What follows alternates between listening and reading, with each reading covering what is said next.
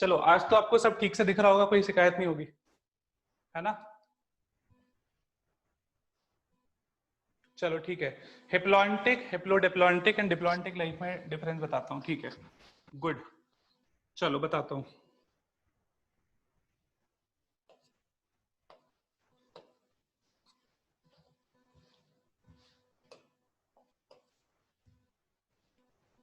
तो क्या डिफरेंस है इनमें?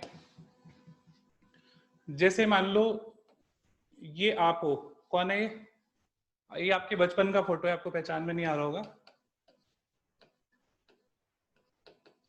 ठीक है?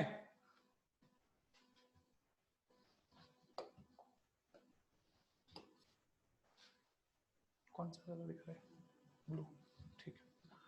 चलो, तो ये जाइगोट है, ठीक है? जाइगोट डिप्लॉयड है, जाइगोट बड़ा हुआ, एम्ब्रियो बन गया, ठीक है?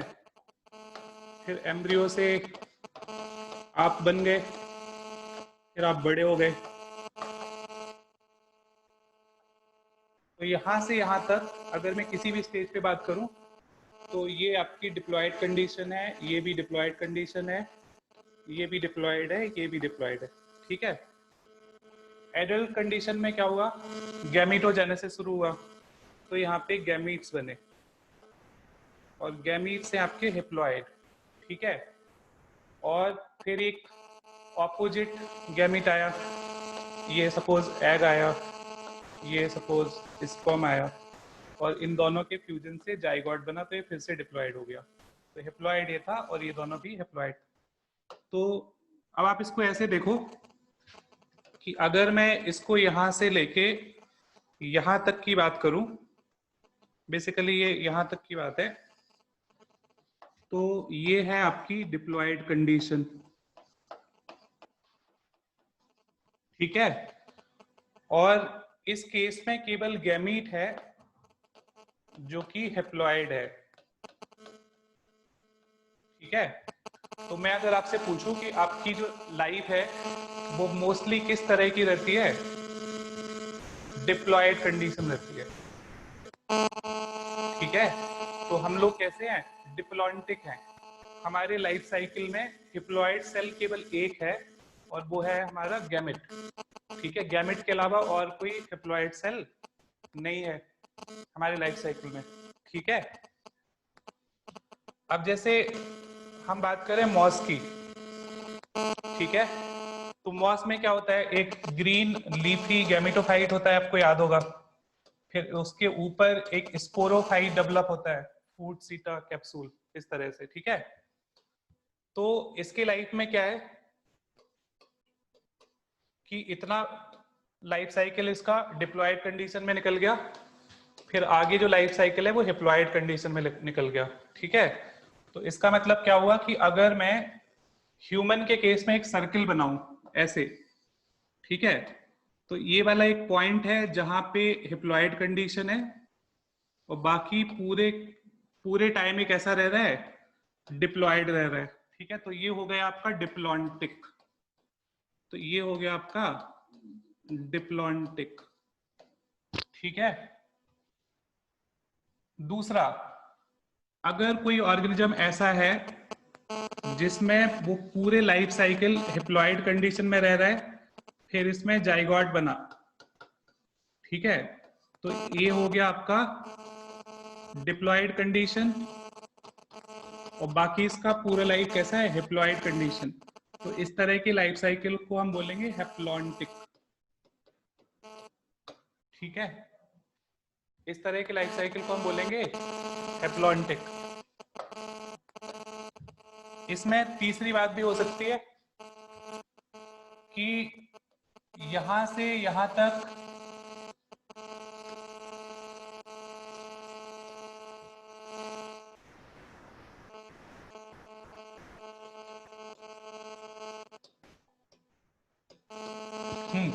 अगर मैं ऐसे सर्किल बना रहा हूं, ठीक है? अगर मैंने ऐसे सर्किल बनाया और इतना लाइफ साइकिल तो है डिप्लॉयड, ठीक है? और यहां से यहां तक इतना लाइफ साइकिल है हैप्लॉइड, ठीक है। तो ऐसी कंडीशन को हम बोलते हैं हैप्लोडिप्लॉन्टिक। तो यहाँ पे दोनों लाइफ साइकिल कंपेरेबल है, तो इसलिए हम इसको बोलते हैं हैप्लोडिप्लॉन्टिक।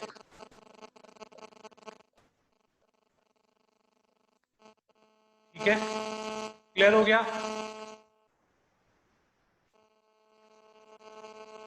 बैकग्राउंड में बज की आवाज आ रही है, वो पता नहीं सिस्टम की आती है, पता नहीं किसकी आती है, हम देखेंगे, कल ठीक कर लेंगे, ठीक है। चलो, तो इसको मैं एक बार क्विकली आपको रिवाइज करा देता हूं, ठीक है। अगर पूरा लाइफ साइकिल, अगर कोई ऑर्गेनिज्म हिप्लॉइड रहता है तो लाइफ साइकिल हो गया हैप्लॉन्टिक, ठीक है। अगर ये अपनी लाइफ साइकिल में, ठीक है, पूरा का पूरा ये डिप्लॉयड कंडीशन में रहता है तो लाइफ साइकिल हो गया डिप्लॉन्टिक, ठीक है। अगर ये अपनी लाइफ साइकिल का, अगर मैंने बोला यहां से लेके यहां तक इतने पार्ट में हैप्लॉइड है और इतने पार्ट में डिप्लॉयड है, तो इसकी लाइफ का डिप्लॉयड पार्ट ज्यादा है या हैप्लॉइड पार्ट ज्यादा है? ये वाला डायग्राम आपको दिख रहा है, ये वाला, इसकी लाइफ में हैप्लॉइड वाला पार्ट ज्यादा है या डिप्लॉयड वाला? डिप्लॉयड वाला, ठीक है। डिप्लॉयड वाला ज्यादा है, हैप्लॉइड वाला कम है, तो इसको हम बोलेंगे डिप्लोहैप्लॉन्टिक। क्या बोलेंगे? डिप्लोहैप्लॉन्टिक, ठीक है। अगर इसका उल्टा हुआ, उल्टा कैसे, मैं यहां पे बना रहा हूं, ठीक है, इतना सा है डिप्लॉयड और बाकी पूरा है हैप्लॉइड, तो इसको हम बोलेंगे हैप्लोडिप्लॉन्टिक।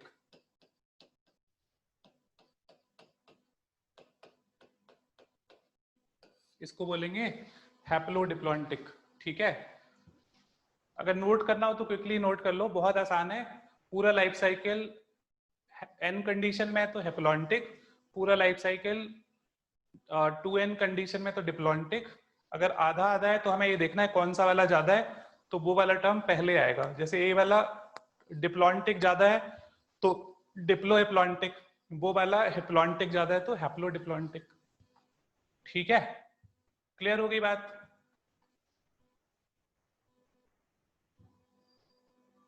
योगेश, योगेश क्लियर हो गया?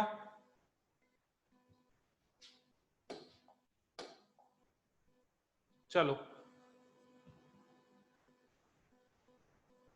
दोनों सेम नहीं हो सकते, ठीक है, इसमें पीरियड का फर्क है एक, ठीक है। मैंने आपको बताया कि अगर ये सेंटर है, ये वाला पार्ट छोटा है, ये वाला बड़ा है, ठीक है, तो इसको हम क्या बोलेंगे? डिप्लोहैप्लॉन्टिक।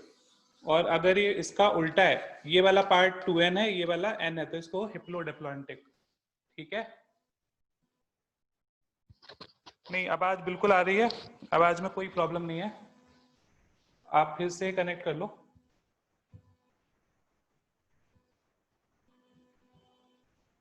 ठीक है, चलो आगे बढ़ते हैं। तो आज हम पढ़ने वाले हैं फीमेल रिप्रोडक्टिव सिस्टम। क्या पढ़ने वाले हैं? फीमेल रिप्रोडक्टिव सिस्टम, ठीक है। तो पहले हम देखते हैं कि फीमेल रिप्रोडक्टिव सिस्टम में कौन कौन से पार्ट हैं। तो इस डायग्राम में आप पार्ट आइडेंटिफाई कर सकते हो क्या? कौन कौन से पार्ट है इस डायग्राम में, बता सकते हो? चलो बताओ, ये वाला पार्ट कौन सा है? ये वाला क्या पार्ट है? बचपन से पढ़ते आ रहे हो ना ये पिक्चर, तो कौन सा पार्ट है ये? यूट्रस। कौन सा पार्ट है ये? यूट्रस। और यहां से यहां तक क्या है? Fallopian tube. यहां से यहां तक है आपका फैलोपियन ट्यूब, और ये है आपकी ओवरी, ये है आपकी ओवरी, ठीक है। फिर यहां पे क्या होता है? सर्विक्स। और इसके आगे वाला पार्ट क्या होता है? विजाइना, ठीक है। तो फीमेल रिप्रोडक्टिव सिस्टम के अंदर हम पढ़ने वाले हैं 1 पेयर ओवरीज। तो यहाँ पे 1 पेयर ओवरीज है, 1 पेयर ओविडक्ट है, ये और ये क्या है? ओवरी। 1 पेयर ओविडक्ट है, ये है दोनों ओविडक्ट। इसके बाद है आपका यूट्रस, आपने देखा यहाँ पे यूट्रस है। फिर है आपका सर्विक्स, ये वाला पार्ट, ठीक है। इसके बाद है एक्सटर्नल जेनिटेलिया, ठीक है। ये जो एक्सटर्नल स्ट्रक्चर है इसका डिस्कशन हम आगे करेंगे। और इसके बाद इसमें करेंगे हम मेमोरी ग्लैंड, ठीक है। तो फीमेल रिप्रोडक्टिव सिस्टम में इतने सारे पार्ट है, a pair of ovary, a pair of oviduct, uterus, cervix, vagina, external genitalia and memory gland, ठीक है। तो ये सारे पार्ट हम आज डिस्कस करने वाले हैं, ठीक है।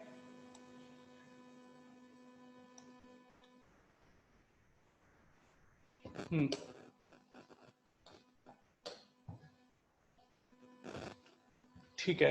तो इसमें फीमेल रिप्रोडक्टिव सिस्टम में कौन कौन सी प्रोसेस होंगी, ठीक है। तो प्रोसेस इसमें एक पढ़ेंगे हम ओवुलेशन।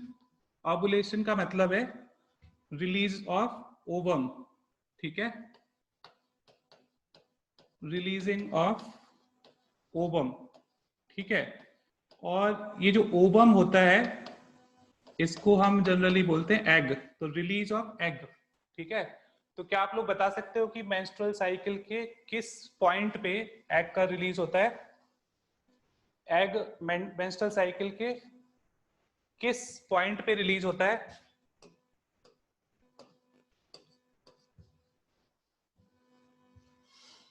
एग कब रिलीज होता है? 14th डे पे, ठीक है। तो हम इसको बोल सकते हैं कि during mid of the cycle, during mid of the cycle आपका एग रिलीज होगा। कब रिलीज होगा? During mid of the cycle. और हम बोल सकते हैं 28 डे का साइकिल है तो हम बोल सकते हैं 14th डे, ठीक है। अराउंड 14th डे को ये रिलीज होगा, अराउंड 14th डे को रिलीज होगा, ठीक है। इसके बाद हम बात करेंगे फर्टिलाइजेशन। तो फर्टिलाइजेशन में वो सारे प्रोसेस हैं जिसमें दो मेल और फीमेल गैमेट का फ्यूजन होगा और जाइगोट बनेगा। तो इसको हम क्या बोल रहे हैं? फर्टिलाइजेशन। मतलब बेसिकली सिनगेमी और फर्टिलाइजेशन सेम थिंग है यहाँ पे। इसके बाद है प्रेगनेंसी, ठीक है। तो प्रेगनेंसी का मतलब है कि जो फीमेल है वो एम्ब्रियो को कैरी करेंगी, इसका डेवलपमेंट होगा, एम्ब्रियोनिक स्टेज कंप्लीट होगी। तो ये 9 मंथ का जेस्टेशन पीरियड है ना। तो इस जेस्टेशन पीरियड, इस जेस्टेशन पीरियड के अंदर इस बेबी का एम्ब्रियोनिक डेवलपमेंट कंप्लीट होगा, जिसको हम बोल रहे हैं प्रेगनेंसी। बर्थ, आपको पता ही है बर्थ के लिए जो टर्म हम यहाँ पे यूज करते हैं वो है पार्चुरेशन, पार्चुरेशन, पार्चुरेशन मतलब बर्थ, ठीक है। अब जैसा कि हमने पढ़ा था primary sex organ in case of male, क्या आंसर है इसका? Primary sex organ in male is called, primary sex organ in male is called, जल्दी से आंसर बताओ। टेस्टिस, ठीक है। क्योंकि टेस्टिस से क्या बनते हैं? Gamete, sperm. और यहाँ पे फीमेल के अंदर जो प्राइमरी सेक्स ऑर्गन है वो है आपका ओवरी, ठीक है। और ओवरी से क्या रिलीज होगा? ओवम रिलीज होगा। और इसके अलावा बहुत सारे स्टेरॉयड हार्मोन भी रिलीज होंगे जो कि हम आगे पढ़ने वाले हैं, ठीक है। तो एक बार इस स्लाइड पे जो भी मैटर मैं आपको बता देता हूँ कि कौन कौन से प्रोसेस होने वाले हैं फीमेल रिप्रोडक्टिव सिस्टम में। सबसे पहला है ओवुलेशन। ओवुलेशन जो होता है मिडिल ऑफ साइकिल होगा, 14th डे को होगा, ठीक है। रिलीज ऑफ एग को हम ओवुलेशन बोल रहे हैं। फर्टिलाइजेशन क्या है? ठीक है, coming together of sperm and egg को हम क्या बोलेंगे? फर्टिलाइजेशन, ठीक है। फर्टिलाइजेशन के बाद सिनगेमी और फिर उससे जाइगोट बनेगा, ठीक है।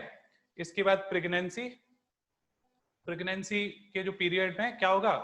एम्ब्रियोनिक डेवलपमेंट होगा। 9 मंथ का जेस्टेशन पीरियड होता है ह्यूमन में। उसके बाद पार्चुरेशन होगा, डिलीवरी ऑफ बेबी होगी। और इसके बाद है चाइल्ड केयर। तो चाइल्ड केयर में क्या होता है कि आपको पता है कि बिगिनिंग में 6 मंथ तक, एटलीस्ट 6 मंथ तक ब्रेस्ट फीडिंग जरूरी होता है, ठीक है। तो मेमोरी ग्लैंड मिल्क प्रोड्यूस करते हैं और वो इस बेबी का करीब 6 मंथ तक मेन न्यूट्रिशन का सोर्स रहता है। तो इसको हम बोल रहे हैं चाइल्ड केयर, ठीक है। तो ये सारी चीजें हम पढ़ने वाले हैं। यहाँ तक कोई डाउट है?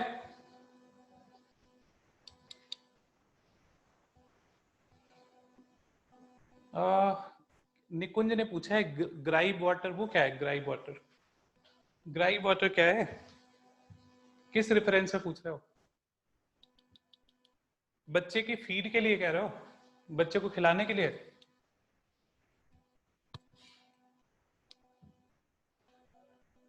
हाँ, बच्चे को पिलाने के लिए। हाँ, देखो बच्चे को हम कई बार क्या होता है कि बहुत सारी मदर्स को ये ब्रेस्ट फीडिंग या तो पसंद नहीं आता है, या फिर वो सफिशिएंट अमाउंट ऑफ न्यूट्रिशन बच्चे को नहीं प्रोवाइड कर पाती है।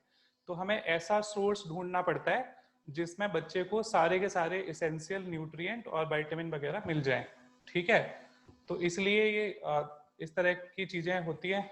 मतलब हम राइस को पका के, जो राइस का वाटर, ठीक है, दाल का पानी, ये सारी चीजें हम बच्चों को देते हैं।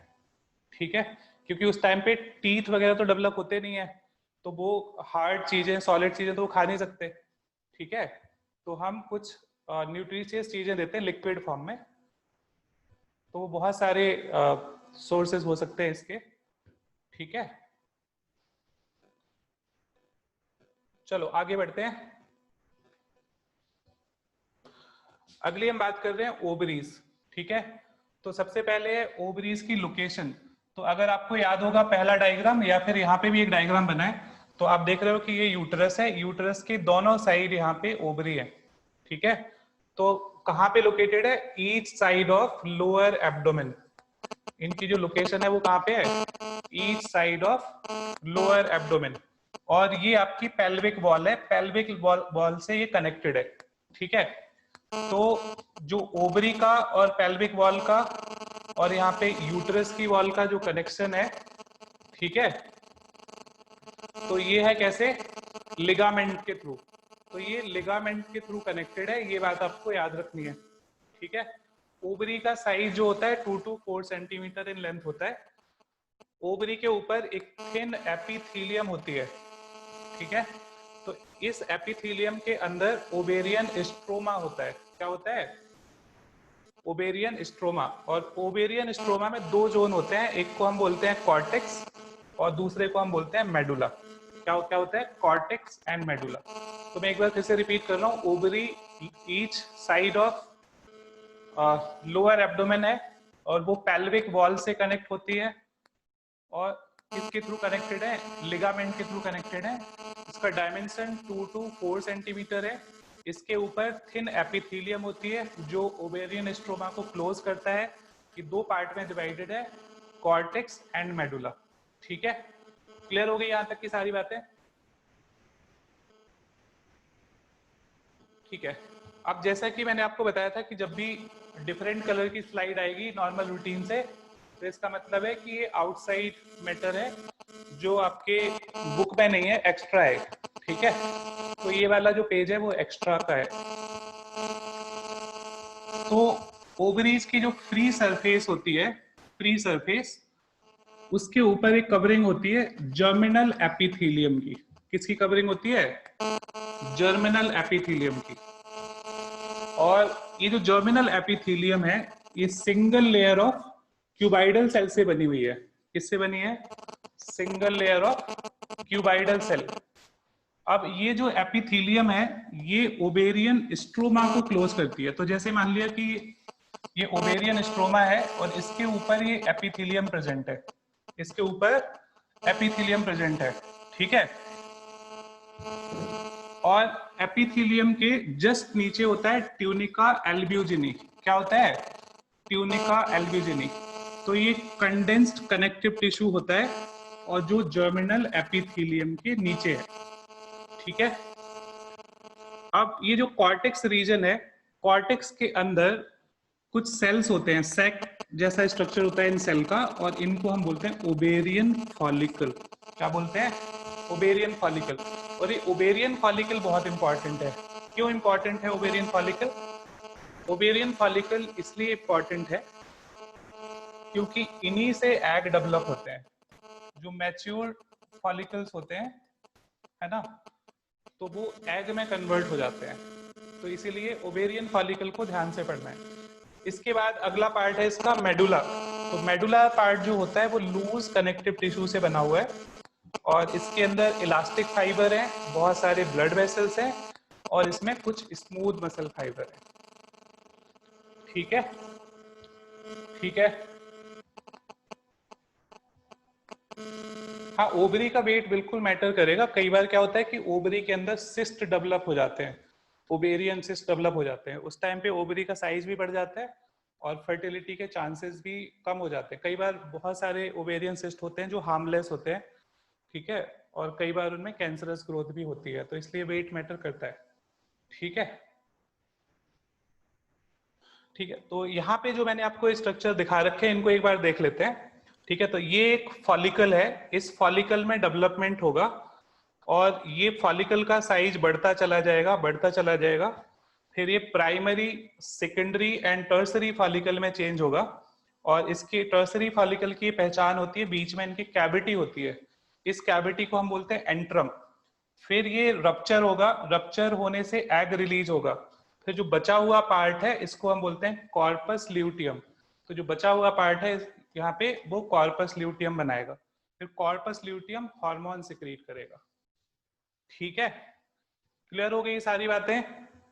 कोई डाउट यहाँ पे? कोई डाउट है यहाँ पे? चलो ठीक है, रिपीट कर देता हूं, एक बार रिपीट कर देता हूं। ठीक है, तो सबसे पहले जो फ्री सरफेस है ओवरी की, ओवरी की जो फ्री सरफेस है उसके ऊपर है जर्मिनल एपिथेलियम। क्या है? Germinal epithelium. तो मैंने ये वाली, और मैं इसे क्यूब जैसे सेल बना देता हूं ताकि आपको आसानी से पता लग जाए कि ये जर्मिनल एपिथेलियम के सेल हैं। तो जर्मिनल एपिथेलियम के जो सेल हैं वो क्यूबाइडल एपिथेलियम के बने होते हैं, तो इसलिए मैंने यहाँ पे क्यूबाइडल एपिथेलियम बना दी। ठीक है, और ये जो क्यूबाइडल एपिथेलियम के जो अंदर वाला एरिया है, ये वाला, ठीक है, जिसको मैं ग्रीन दिखा रहा हूं, तो ये है आपका स्ट्रोमा। क्या है ये? स्ट्रोमा। ठीक है, तो एपिथेलियम स्ट्रोमा को कवर करती है। और ट्यूनिका एल्ब्यूजिनी ये जर्मिनल एपिथेलियम के नीचे है। तो मैं यहाँ पे लाइन बना रहा हूं ऐसे इस कलर का। तो यहाँ पे है आपका ट्यूनिका एल्ब्यूजिनी। ठीक है, और जो ट्यूनिका एल्ब्यूजिनी का जो कॉम्पोजिशन क्या है, ये कनेक्टिव टिश्यू से बनी है। किससे बनी है? कनेक्टिव टिश्यू से। ठीक है, अब जो कॉर्टेक्स है उसके अंदर सैक लाइक मासेस होते हैं सेल्स के। तो ये जो मैंने आपको इधर दिखाए हैं, ठीक है, ये सैक लाइक मासेस हैं सेल्स के, जिनको हम बोल रहे हैं फॉलिकल, जिनको हम बोल रहे हैं फॉलिकल। तो जब फीमेल का बर्थ होता है तो बर्थ के टाइम पे फीमेल के ओवरी के अंदर कुछ मिलियन फॉलिकल सेल होते हैं पहले से। ठीक है, आपकी बुक में कपल ऑफ मिलियन लिखा है, ठीक है, 1 to 2 मिलियन बोल दो, तो 1 to 2 मिलियन फॉलिकल सेल होते हैं। और जब फीमेल चाइल्ड का बर्थ होता है तो बर्थ के टाइम पे इन फॉलिकल्स का जो नंबर है करीब करीब 80,000 रह जाता है। ठीक है, इन ईच ओवरी 80,000 रह जाता है। फिर अब इनमें से क्या होगा कि हर एक साइकिल पे, हर एक मंथ में इनमें से कोई एक फॉलिकल सेल ग्रो करेगा, उसके अंदर एग डेवलप होगा और फिर एग रिलीज होगा, जिसका मैंने यहाँ पे आपको साइक्लिक ऑर्डर में डिस्क्राइब करा है कि कैसे होगा। ठीक है, ओवरी सिस्ट का मतलब है कि एक अनवांटेड ग्रोथ हो गई ओवरी के अंदर। ठीक है, ओवरी के अंदर ऐसे कोई अनवांटेड ग्रोथ हो गई जिसको हम ओवेरियन सिस्ट बोलते हैं। तो जब तक ये अगर कोई नुकसान नहीं पहुंचा रही है, ठीक है, तब तक तो ये हार्मलेस रहती है। ठीक है, तो इसको हम मेडिसिन वगैरह देके इसको ठीक कर सकते हैं।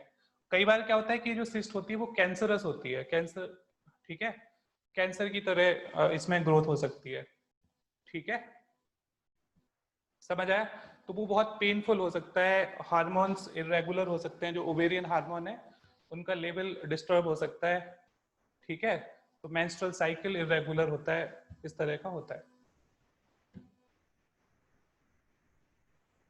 प्यूबर्टी आते तक कम नहीं होते, किसी ने पूछा है?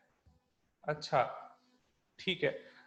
कई बार जो ये सिस्ट हैं ये बिल्कुल भी हार्मफुल नहीं होते, एज इट इज पड़े रहते हैं, इनका कुछ नहीं करना होता है, इनका ट्रीटमेंट भी नहीं करना होता है। ठीक है, और अपने आप ही डिसअपियर भी हो जाते हैं। तो ये कोई बहुत प्रॉब्लमेटिक सिचुएशन नहीं है। ठीक है, लेकिन कई बार ये फर्टिलिटी को इम्पैक्ट कर सकता है। और जो हार्मोन्स के लेवल को इम्पैक्ट कर सकता है। ये कोई लाइफ थ्रेटनिंग नहीं है सच, ठीक है, समझ आ गई बात। मेडुला क्या होता है? मेडुला लूज कनेक्टिव टिश्यू है, इलास्टिक फाइबर का बना है। इसके अंदर, मेडुला के अंदर ब्लड वेसल्स हैं और कुछ स्मूथ मसल फाइबर है, ठीक है, तो क्लियर है। कॉर्पस ल्यूटियम बता दो। अभी कॉर्पस ल्यूटियम मैंने यहाँ पे बता रहा हूँ फिर से, अभी तो बहुत बार आएगा कॉर्पस ल्यूटियम, ठीक है। अच्छा, यहाँ पे शुरू से बता रहा हूँ, ये एक फॉलिकल सेल है। फॉलिकल, जैसा कि मैंने आपको बताया था कि बहुत सारे फॉलिकल सेल हैं, 80,000 फॉलिकल सेल हैं। अब इसमें से एक कोई फॉलिकल सेल, जैसे अगर हम करंट साइकिल की बात करें तो इस मंथ कोई एक सेल डेवलप होना शुरू करेगा, ठीक है, तो पहले वो प्राइमरी फॉलिकल में चेंज होगा, ठीक है, इसके बाद वो सेकेंडरी फॉलिकल बनाएगा, थोड़ी सी और ग्रोथ हो जाएगी, थोड़े से और मेम्ब्रेन उसके ऊपर आ जाएंगे, फिर ये टर्सरी फॉलिकल बनाएगा। टर्सरी फॉलिकल के अंदर एक कैविटी होती है जिसको हम बोलते हैं एंट्रम, फिर ये और बड़ा हो जाएगा। तो आप देख रहे हो कि इसके अंदर ये एग बनता जा रहा है ना, एग यहाँ से बनना शुरू हुआ था और ये एग बड़ा होता जा रहा है, बड़ा होता जा रहा है, ठीक है, ठीक है। फिर क्या होगा कि अराउंड 14th डे, साइकिल के अराउंड 14th डे को क्या होगा कि ये ओवरी के यहाँ से ये बर्स्ट हो जाएगा आपका टर्सरी फॉलिकल, और इससे ओबम रिलीज हो जाएगा, इससे जो एग है या ओबम है वो रिलीज हो जाएगा। फिर ये जो बचा हुआ पार्ट है, बचा हुए पार्ट को हम बोलेंगे कार्पस ल्यूटियम। क्या बोलेंगे? Corpus luteum. फिर ये जो कार्पस ल्यूटियम है ये हार्मोन सिक्रीट करेगा। क्या करेगा? हार्मोन, ठीक है। और ये जो हार्मोन्स होते हैं जो कार्पस ल्यूटियम सिक्रीट करता है, एस्ट्रोजन, प्रोजेस्टेरॉन, इन सब का काम क्या है? प्रेगनेंसी को मेंटेन करता है। ये क्या करता है? प्रेगनेंसी को मेंटेन करने में हेल्पफुल होता है, ठीक है। क्लियर हो गई इतनी बातें? क्लियर हो गई? चलो आगे बढ़ते हैं।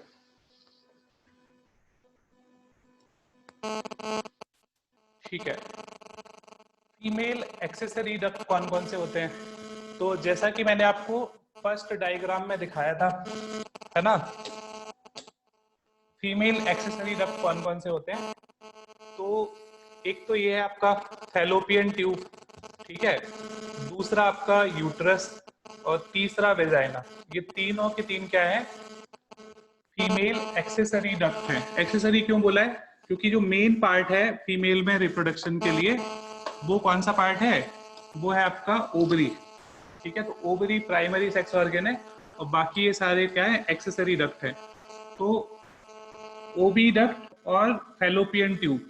ओविडक्ट फैलोपियन ट्यूब का ही दूसरा नाम है। तो फीमेल के अंदर 1 पेयर ओविडक्ट है, ठीक है। तो ये यहां से लेके यहां तक का जो स्ट्रक्चर है वो क्या है आपका? ओविडक्ट है, ठीक है। और फैलोपियन ट्यूब, इनकी जो लेंथ होती है वो 10 से 12 सेंटीमीटर है। फैलोपियन ट्यूब की जो लेंथ है वो कितनी है? 10 से 12 सेंटीमीटर लॉन्ग है। और ये कहां से कहां तक होती है? ये यूटरस के पार्ट से स्टार्ट होके यहाँ तक है, ओवरी तक है, ठीक है। इसके बाद है आपका यूटरस। तो इतना जो पार्ट है आपका ये यूटरस है, ये वाला पार्ट आपका यूटरस है। फिर नीचे वाला जो पार्ट है ये वेजाइना है, ठीक है।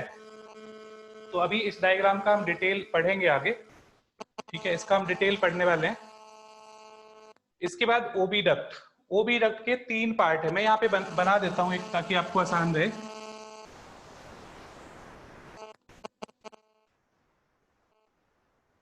ये हो गया आपका यूट्रस, मैंने यू लिख दिया यहाँ पे। ये है आपकी फैलोपियन ट्यूब, ठीक है। अब फैलोपियन ट्यूब के 3 पार्ट हैं। फैलोपियन ट्यूब के 3 पार्ट है। ये वाला थोड़ा सा थिन होता है, फिर यहाँ पे थोड़ा ब्रॉड होता है, फिर यहाँ पे फिर से थिन हो जाता है, इस तरह से होता है ये, ठीक है। और यहाँ पे है आपकी ओवरी, यहाँ पे ओवरी। ओवरी से सपोज यहाँ पे एग रिलीज हुआ और ये फिंगर लाइक प्रोजेक्शन है, फिम्बरी इनको बोलते हैं। तो फिम्बरी इस एग को पिक कर लेगा और एग ये आपका इधर ऐसे ऐसे जाएगा, फिर ये यहाँ पहुंच जाएगा एम्पुलरी इस्थमिक जंक्शन पे, ठीक है। कॉपुलेशन के टाइम पे कॉपुलेशन के टाइम पे स्पर्म आएंगे और स्पर्म माइग्रेट करते हुए यूट्रस के अंदर से वो यहाँ पहुंच जाएंगे। फिर यहाँ पे फर्टिलाइजेशन होगा, जो स्पर्म है वो यहाँ पे फर्टिलाइजेशन करेगा, जाइगोट बनेगा। फिर ये जाइगोट मूव करता हुआ आएगा और यहाँ पे कहीं रुक जाएगा, जिसको हम बोलेंगे इम्प्लांटेशन। क्या बोलेंगे? इम्प्लांटेशन। फिर इस जाइगोट का एम्ब्रियोनिक डेवलपमेंट होगा और 9 मंथ के बाद पार्चुरेशन होगा, मतलब डिलीवरी ऑफ बेबी होगी। ठीक है, ठीक है, समझ आ गई बात? तो इसमें कौन कौन सी चीजें हैं, कौन कौन सी चीजें हैं? इनफंडीबुलम, ठीक है, इनफंडीबुलम ये वाला पार्ट है, ये जो फनल शेप्ड पार्ट है इसको हम बोल रहे हैं इनफंडीबुलम। ठीक है, तो ये फनल शेप्ड पार्ट है, इनके जो फिंगर लाइक प्रोजेक्शन है उनको बोल रहे हैं फिम्ब्री। क्या बोल रहे हैं? फिम्ब्री। और फिम्ब्री का काम क्या है? Collection of ovum. तो ये ओवम को कलेक्ट करने का काम करते हैं फिम्ब्री। ठीक है, तो यहाँ पे एक सक्शन प्रेशर डेवलप होता है और इस सक्शन प्रेशर की वजह से इस ये एग को यहाँ पे ले जाता है। ठीक है, अब जो इधर वाला पार्ट है इसका सेकंड पार्ट, उसको हम बोलते हैं एम्प्यूला। क्या बोलते हैं? एम्पुला। तो एम्पुला थोड़ा सा ब्रॉड एरिया होता है और एम्पुला जैसे पुरानी वाली एनसीईआरटी में लिखा है कि जो फर्टिलाइजेशन है वो एम्पुला और इस्थमक के जंक्शन पे होता है, तो वहां पे लिखा है एम्पुलरी इस्थमिक जंक्शन, लेकिन नई वाली एनसीईआरटी में लिखा है एम्पुलरी रीजन। ठीक है, तो इसलिए आपको अब आंसर नई वाली एनसीईआरटी का देना है। ठीक है, तो ये एम्पुलरी रीजन में फर्टिलाइजेशन होता है। ठीक है, तो एम्पुला वाइडर होता है। वाइडर क्यों होता है? क्योंकि यहाँ पे फर्टिलाइजेशन होने वाला है। ठीक है, इसके बाद है आपका इस्थमस। इस्थमस ये वाला पार्ट है, तो जैसा कि मैंने बताया कि ये नैरो पार्ट है और इसका जो ल्यूमेन है वो यूटरस को ज्वाइन करता है, तो ये यूटरस के सबसे पास वाला पार्ट है। ठीक है, तो एक बार मैं ये सारी बातें आपको फिर से बता देता हूं। अगर हम ठीक है, अगर हम बात करें डक्ट की, ठीक है, कौन सी डक्ट की? Female accessory duct. तो इसमें क्या क्या है आपका? ओबी डक्ट है, यूटरस है और वेजाइना है। ओबी डक्ट है, यूटरस है और वेजाइना है। ठीक है, तो ओबी डक्ट को हम फैलोपियन ट्यूब भी बोलते हैं। इसके 3 पार्ट हैं, वो आपको मैंने बता दिया, infundibulum, ampulla and isthmus. Isthmus सबसे पास वाला पार्ट है, इनफंडिबुलम सबसे दूर वाला पार्ट है, डिस्टल पार्ट है। और यहाँ पे जो फिंगर लाइक प्रोजेक्शन है उनको हम क्या बोल रहे हैं? फिंगर लाइक प्रोजेक्शन को क्या बोल रहे हैं? फिम्ब्री। फिम्ब्री का काम क्या है? Collection of ovum, collection of ovum. ठीक है, समझ आ गया? ये सब क्लियर है? ये वाला पार्ट, ये वाला क्लियर है? गुड।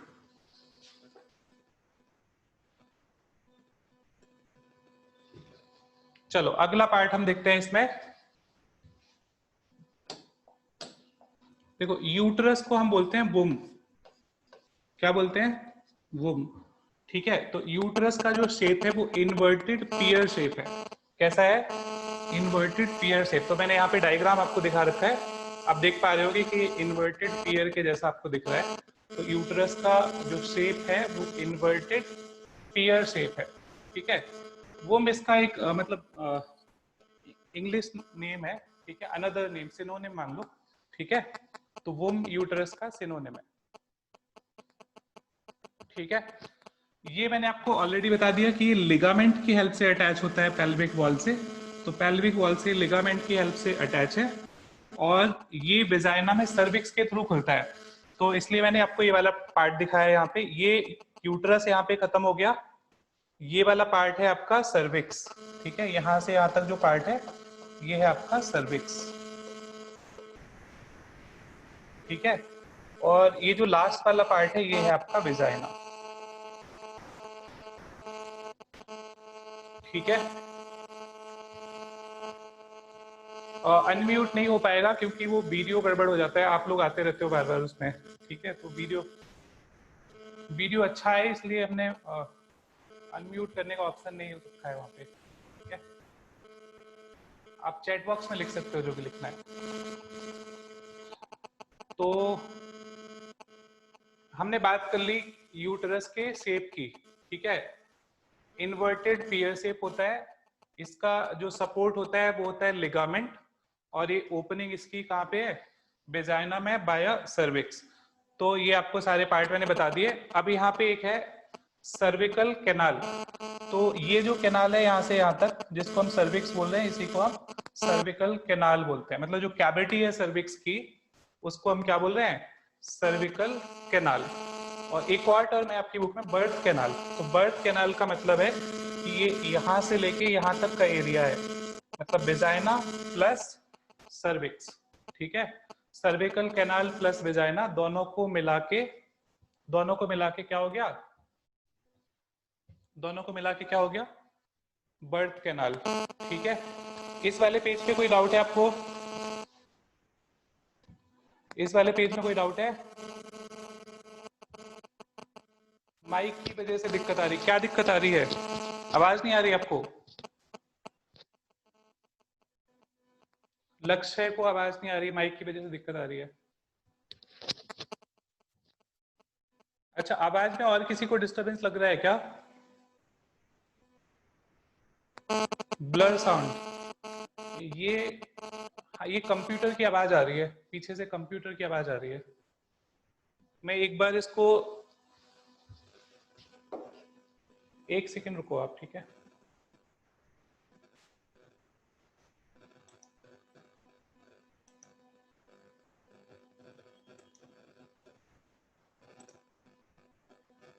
अच्छा, अब भी आवाज आ रही है क्या? बैकग्राउंड साउंड अब भी आ रही है?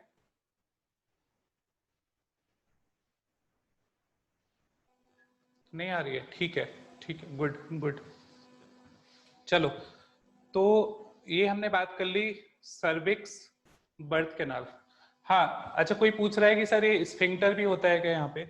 हाँ, तो यहाँ पे जो स्फिंक्टर है, वन ऑफ द स्ट्रॉन्गेस्ट इंस्फिक्टर होता है। ठीक है, क्योंकि ये इसके अंदर बेबी है और ये 9 मंथ तक बंद रहता है ना? तो यहाँ पे हमारी बॉडी का one of the strongest sphincter muscle होती है।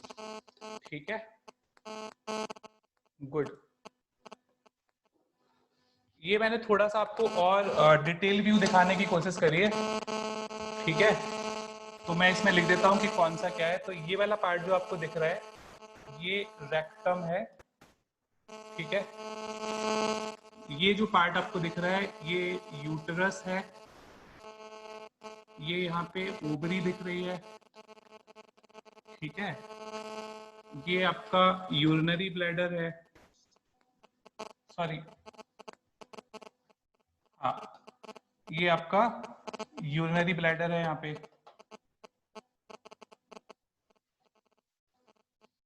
ठीक है, तो ये रिलेटिव पोजीशन है, कौन सा कहाँ पे है, ये रिलेटिव पोजीशन है इनकी।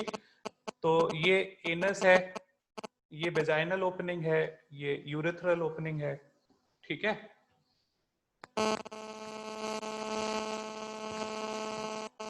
फिर शुरू हो गई।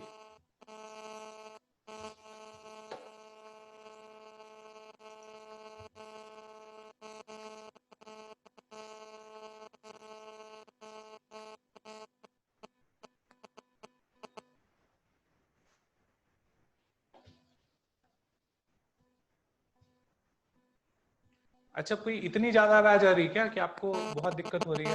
अगर थोड़ी बहुत आ रही है तो इग्नोर करो। ठीक है, हम कल ठीक करवा लेंगे इसको। ठीक है, अगर कोई बहुत ज्यादा प्रॉब्लम ना हो तो लेट इट बी। ठीक है, ठीक है, तो ये आपको 3 डायमेंशनल स्ट्रक्चर सारे समझ में आ गए। ठीक है, तो अगर हम यहां से यहां तक बात करें, तो ये आपका वेजाइना है। ठीक है, फिर ये पार्ट आपका सर्विक्स, और इसके पीछे यूटरस।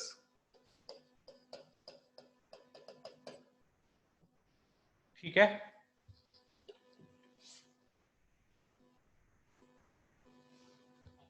एक और आपको डिटेल डायग्राम है थोड़ा सा। तो इसमें आप एक्चुअली लेयर देख सकते हो यूटरस के। तो सबसे बाहर की तरफ आपका पेरीमेट्रियम है, फिर यहाँ जो मसल्स वाली लेयर है इसको बोलते हैं मायोमेट्रियम। फिर अंदर की तरफ ग्लैंडुलर लेयर है जिसको हम बोलते हैं एंडोमेट्रियम। एंडोमेट्रियम, ठीक है। और ये आपको फैलोपियन ट्यूब के अंदर ये फिंगर लाइक प्रोजेक्शन बहुत क्लियरली यहाँ पे दिख रहे होंगे। ये आपके फिम्बरी हैं, ये यहाँ पे फिम्बरी है। ये वाला ओवरी है आपका, ओवरी।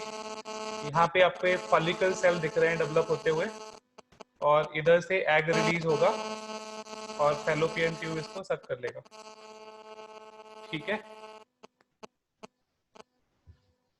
ठीक है, बाकी ये वाले पार्ट सारे आपको मैंने बता दिए। क्लियर है यहां तक?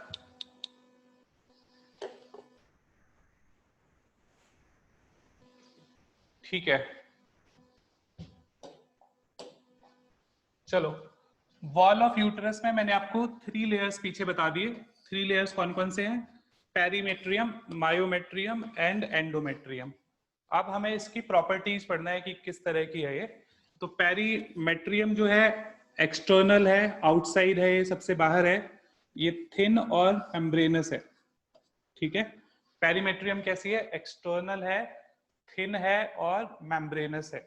मायोमेट्रियम कैसी है? मिडिल, थिक है, ठीक है। मायोमेट्रियम मिडिल लेयर है और थिक लेयर है, ठीक है। तो चाइल्ड बर्थ के टाइम पे जो स्ट्रॉन्ग कॉन्ट्रैक्शन होता है, ठीक है, वो इस मसल में होता है। कौन से? मायोमेट्रियम के अंदर होता है। एंडोमेट्रियम आपका इनर मोस्ट लेयर है, ये ग्लैंडुलर लेयर है, इसमें साइक्लिक चेंजेस होते हैं, ठीक है। मेंस्ट्रुअल साइकिल के टाइम पे किस तरह के साइक्लिक चेंजेस होते हैं? जैसे ये जो एंडोमेट्रियम है ये हर एक साइकिल में ग्रो करती है, ठीक है, ग्रो करती रहती है। तो बेसिकली ये प्रिपरेशन है एम्ब्रियो को होस्ट करने के लिए। लेकिन अगर फर्टिलाइजेशन नहीं होता है तो ये सारी प्रिपरेशन बेकार हो जाती है, ठीक है। तो उस कंडीशन में क्या होगा कि सारी की सारी ये ब्लड वेसल्स, एंडोमेट्रियम की कुछ लेयर्स, ठीक है, ये ब्लड के साथ अगले मेंस्ट्रुअल साइकिल में रिलीज हो जाएंगे यहाँ से, ठीक है, ठीक है। तो वो वहां से रिलीज हो जाएंगे, ठीक।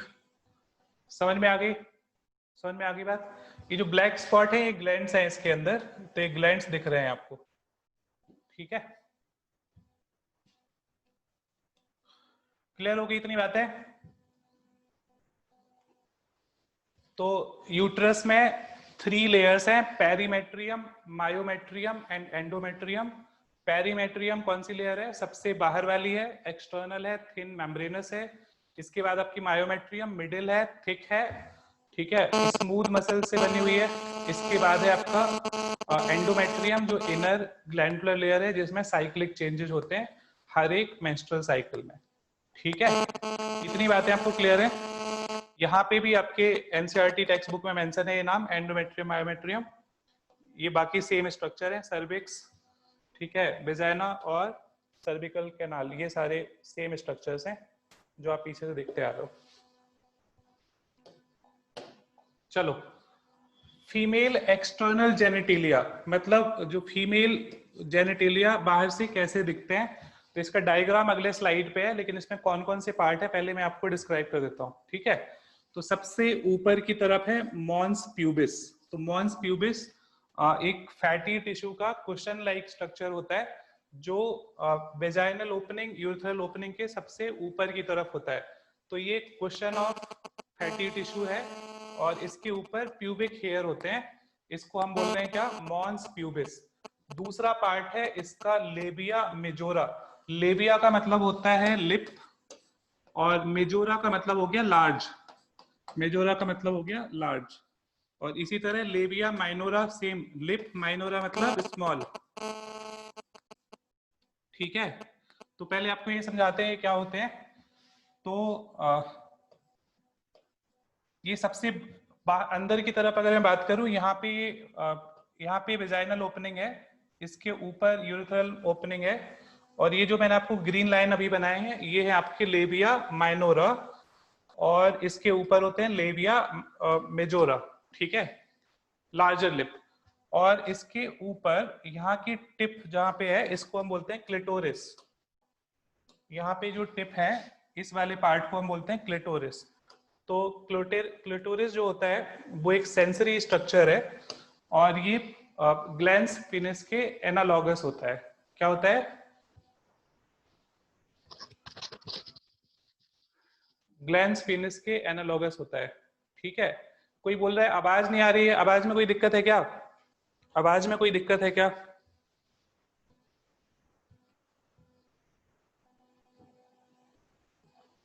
गैलेक्सी ON5 प्लीज अपना इंटरनेट चेक कर लो, बाकी किसी को कोई दिक्कत नहीं है ना?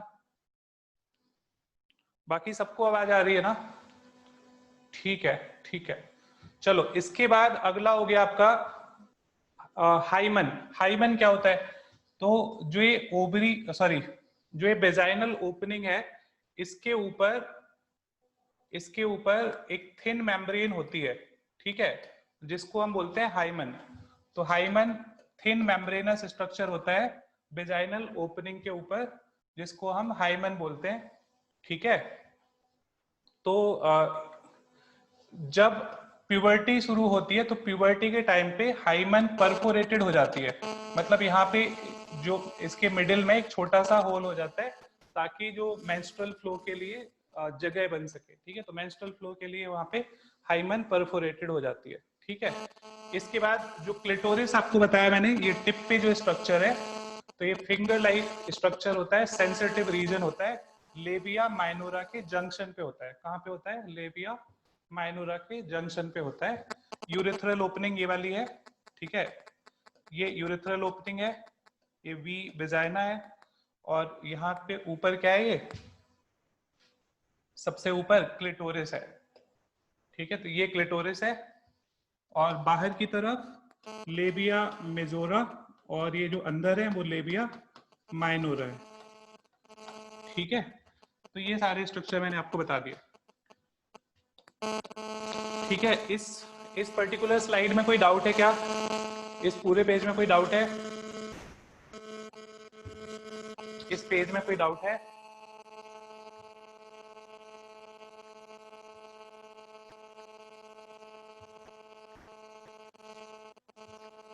नहीं है?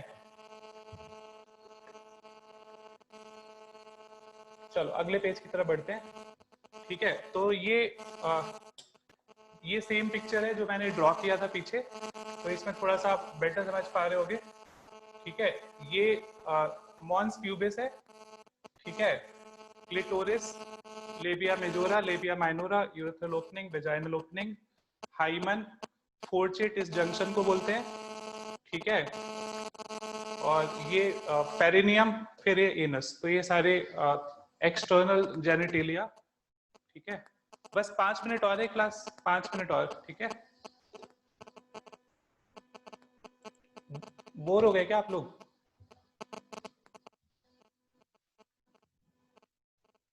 अच्छा चलो आगे बढ़ते हैं। Memory gland. ठीक है, मेमोरी ग्लैंड क्या होते हैं? तो आपको पता है कि मैमल्स का नाम मैमल्स किस वजह से है? मेमोरी ग्लैंड की वजह से। ठीक है, मेमोरी ग्लैंड की वजह से। तो फंक्शनल मेमोरी ग्लैंड जो होते हैं वो मैमल्स का कैरेक्टरिस्टिक है। ठीक है, मैमल्स के अंदर मेमोरी ग्लैंड होते हैं, फंक्शनल मेमोरी ग्लैंड मैमल्स का एक इंपॉर्टेंट कैरेक्टरिस्टिक है। ठीक है,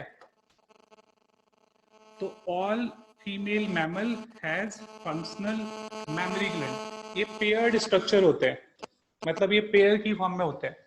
ठीक है, और इसमें क्या क्या होता है? इसमें ग्लैंडुलर टिश्यू होता है और इसके अलावा वेरिएबल अमाउंट ऑफ फैट होता है। तो mammary glands are made up of glandular tissue and they have variable amount of fat. तो इनके अंदर जो स्ट्रक्चरल यूनिट है इनकी, ठीक है, वो है आपका मेमोरी लोब्स।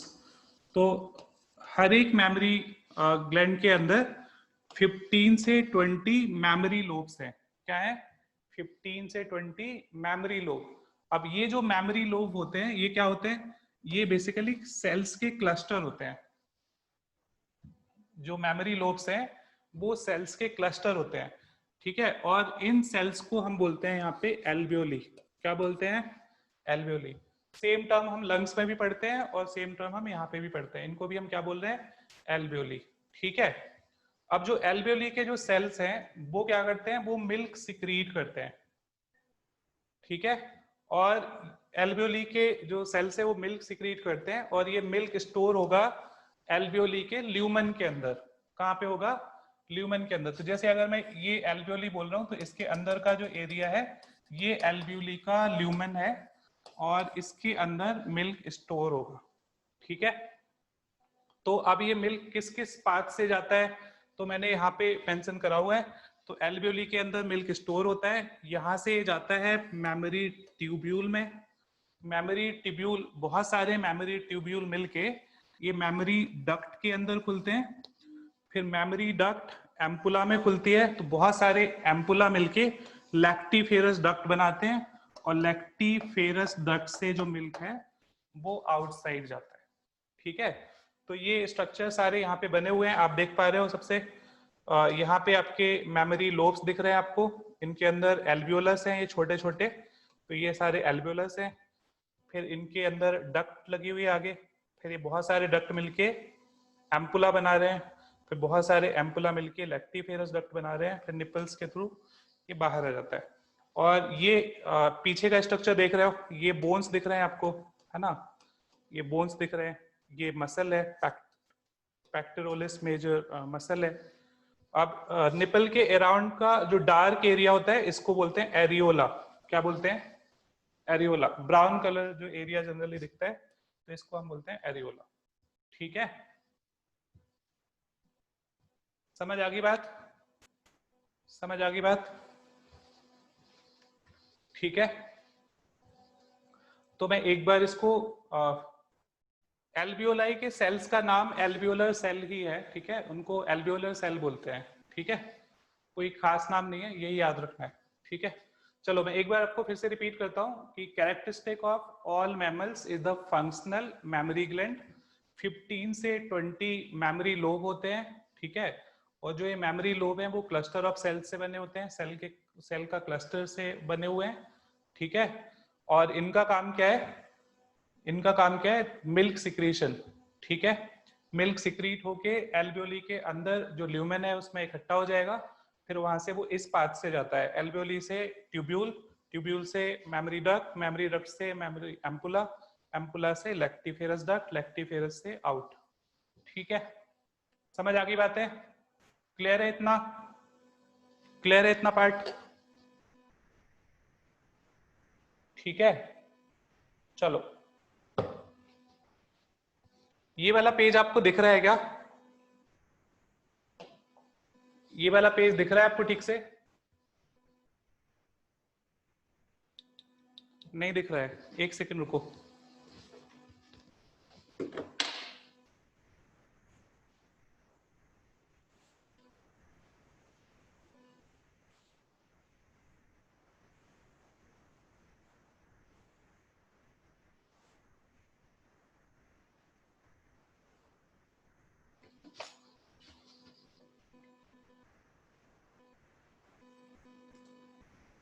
चलो अब दिख रहा है ना,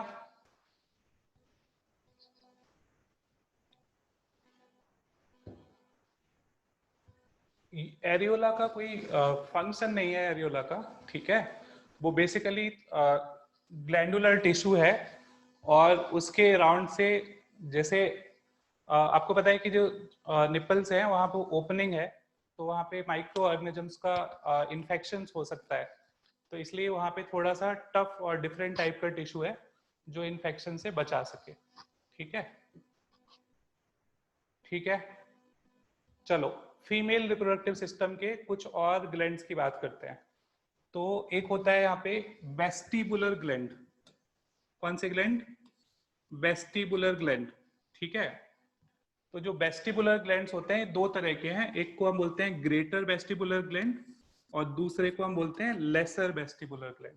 दो तरह के हैं, कौन कौन से, ग्रेटर वेस्टिबुलर ग्लैंड और लेसर वेस्टिबुलर ग्लैंड। तो ग्रेटर वेस्टिबुलर ग्लैंड को बोलते हैं बर्थोलिन्स ग्लैंड। कौन से ग्लैंड, बर्थोलिन्स ग्लैंड।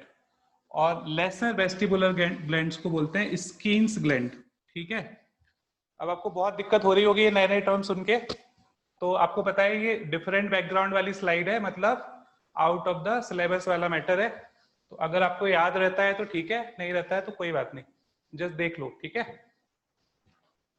तो जो बर्थेलो ग्लैंड्स है ये स्मॉल रेडिश येलो ग्लैंड होते हैं, और ये वेजाइनल ऑरिफिस, जहां पे वेजाइनल ओपनिंग है उसके साइड में होते हैं। कहाँ पे होते हैं? वेजाइनल, जैसे अगर ये वेजाइनल ऑरिफिस है, इनके दोनों साइड पे होते हैं, ठीक है। और इनका जो सिक्रीशन है वो एल्कलाइन नेचर का होता है। इनका जो सिक्रीशन है वो एल्कलाइन नेचर का होता है। इनका काम है लुब्रिकेशन और यूरिनरी एसिडिटी को न्यूट्रलाइज करना, ये दोनों काम है इसके, यूरिनरी एसिडिटी को न्यूट्रलाइज करना, ठीक है। दूसरा जो लेसर वेस्टिबुलर ग्लैंड है, इनको हम स्कीन ग्लैंड बोलते हैं। तो ये स्मॉल म्यूकस सिक्रीटिंग ग्लैंड्स होते हैं, और ये यूरेथ्रा और वेजाइनल ऑरिफिस के पास होते हैं। जैसे अगर ये मैंने आपको बताया वेजाइनल ऑरिफिस है, ये यूरेथ्रल ऑरिफिस है, तो इसके बीच में यहाँ पे होते हैं, इसके बीच वाले एरिया में यहाँ पे होते हैं ये, ठीक है, समझ आया। तो ये वाले ग्लैंड भी क्या करते हैं? म्यूकस सिक्रीट करते हैं, ये भी म्यूकस सिक्रीट करते हैं, ठीक है। अब आपसे ये पूछा जा सकता है कि जो मेमोरी ग्लैंड होते हैं वो किस तरह के ग्लैंड हैं। आपको याद होगा मैंने लास्ट क्लास में बताया था कि कुछ ग्लैंड होते हैं जो ट्यूब्यूल की तरह होते हैं। एग्जाम्पल आपको सेमाइनल वेसिकल बताया था, ठीक है। तो जो मेमोरी ग्लैंड है वो कंपाउंड है, मतलब एक से ज्यादा सेल से बने हुए हैं, और ट्यूबुलो एल्बियोलर हैं, मतलब इसमें ट्यूबुलर पार्ट भी है और सैक वाला पार्ट भी है, ठीक है। और कंपाउंड ग्लैंड है, मतलब बहुत सारे सेल से मिलके बना हुआ है, ठीक है। तो जो मेमोरी ग्लैंड है वो कंपाउंड ट्यूबुलो एल्बियोलर है, ठीक है। मेमोरी लोब्स के बीच में जो सेपरेशन है वो डेंस कनेक्टिव टिश्यू से है। मेमोरी लोब्स के बीच में डेंस कनेक्टिव एडिपोज टिश्यू है। एडिपोज टिश्यू को बोलते हैं फैटी टिश्यू। क्या बोलते हैं? Fatty tissue. तो डेंस कनेक्टिव एडिपोज टिश्यू रहता है। क्लियर हो गई बात है? कोई डाउट है इस पेज में? कोई डाउट है इस पेज में?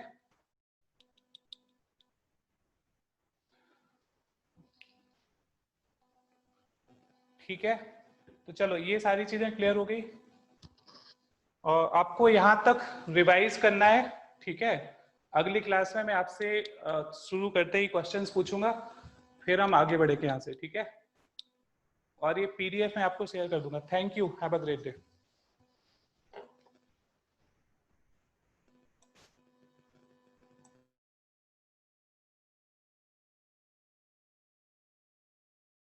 हाँ, पीडीएफ मैं आपको थोड़ी देर में भेज रहा हूँ, पीडीएफ भेज रहा हूँ, ठीक है।